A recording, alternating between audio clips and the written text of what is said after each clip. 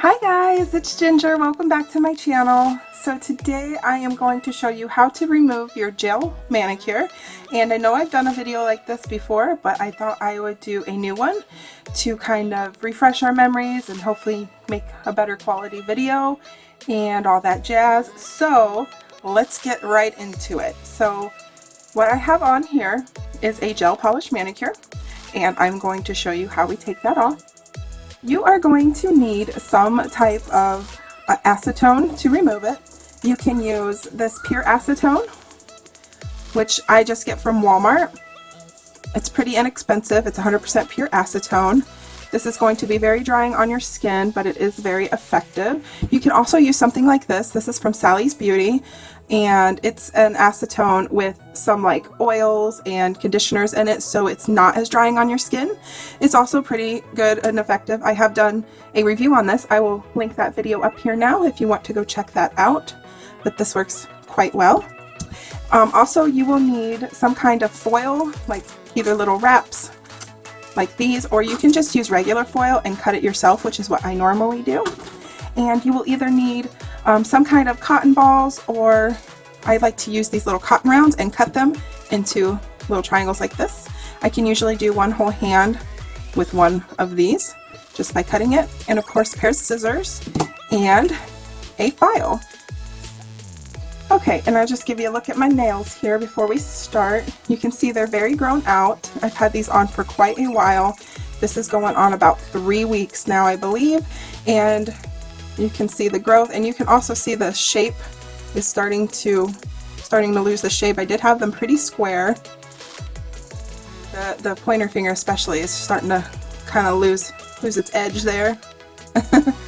So after you're done removing your gel, you may want a file for shaping, which I like to use a glass file. This is just a little miniature one from Bliss Kiss.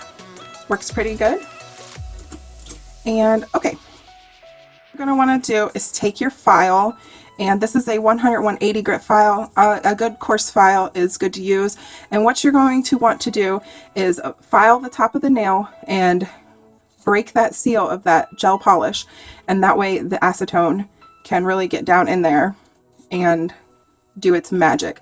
Now I have quite a thick coat on here because of all the glitter, so I have like double top coat, and it's going to take a little bit more filing for me than it would if it was just a regular gel polish, but I have like raw glitter in there with 2 top coats. So I'm going to do my filing off camera here, and then I'll come back and show you what it looks like after I've filed it before we put on the foil. Okay, so I have my foil and my cotton ready, and here are my filed nails. You want to be careful that you're not filing down into your natural nail, and really you only need to like break that surface. It just depends on how many layers that you have on there. If you have a lot, it's going to take longer to soak off, so I like to try to file it down pretty good.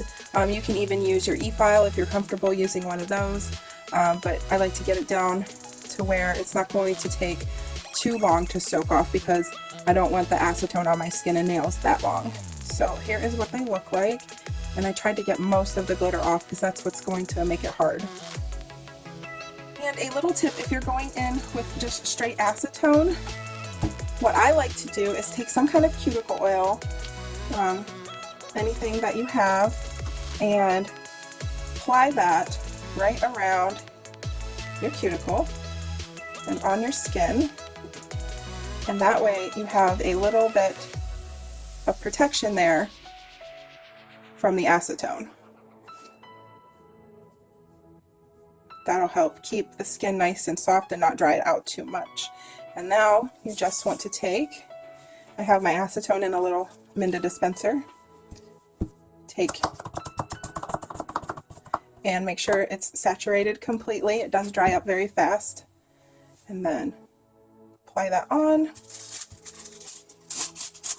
You can place your finger this way if it's easier, just whatever's easiest for you to get the foil on. I like to make sure there's enough cotton to where it overlaps the edge there. And wrap it up nice and tight, like so. And you do that to all nails. I like to do one hand at a time. Of course, we're not going to be doing this hand today. And then set your timer. let it sit for about 10 minutes and check it, and we'll do that, and I'll come back and show you what it looks like. Okay, so it's been about 10 minutes now, and you can either use an orange wood stick like this or a metal cuticle pusher if you're comfortable doing that. I like to use the metal cuticle pusher, but whatever is more comfortable for you to use, either will work. So let's take a look here.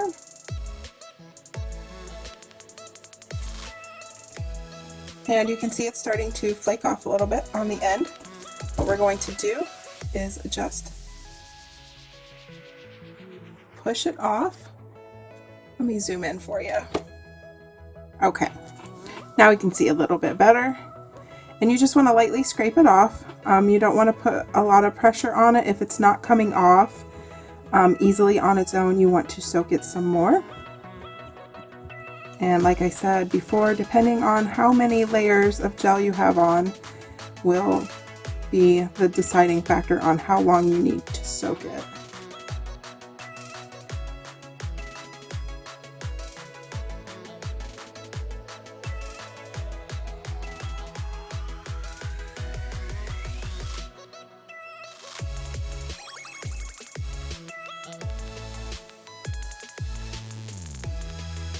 Okay, and you can see here we still got a pretty good bit stuck to the end, so we're going to need to soak this a little bit longer. You don't want to try to force that off. If it's not coming off easily, you will damage your nail.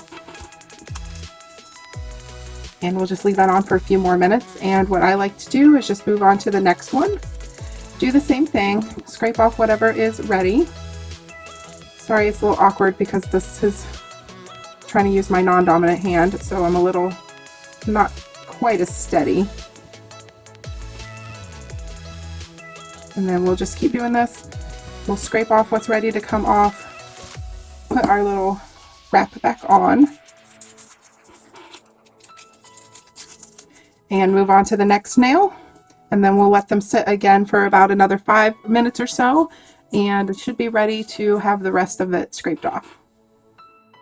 Another quick tip, guys, if you're getting to this point here where it's scraping off really easily on the back and the tip still needs to be soaked a little bit longer, but you've got all the gel removed from the back here, which is normally the case. The tip is usually the hardest to get off. So what you can do now is go back in with your cuticle oil and put some more back on right here. So when you put your wrap back on, you're protecting that back part of the nail and your skin from that drying acetone, and it really helps to keep the skin and nail moisturized while you're finished soaking off that little remainder spot on the tip.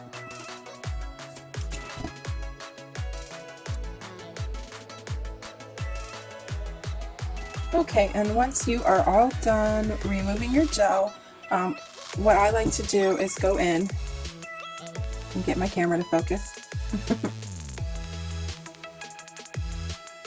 I like to go in with a buffer block and just get all the little bits and pieces of gel that are just hanging on by a thread and get all those removed. Okay, and once you've got them all buffed and all that gel is removed, I like to go in with a little bit of cuticle oil. Give that a good rub. Rehydrate those nails and your cuticles. And there we go. And you're ready to now go in and shape your nails, which mine need desperately because I got a few chips on the corners. And this nail looks crazy.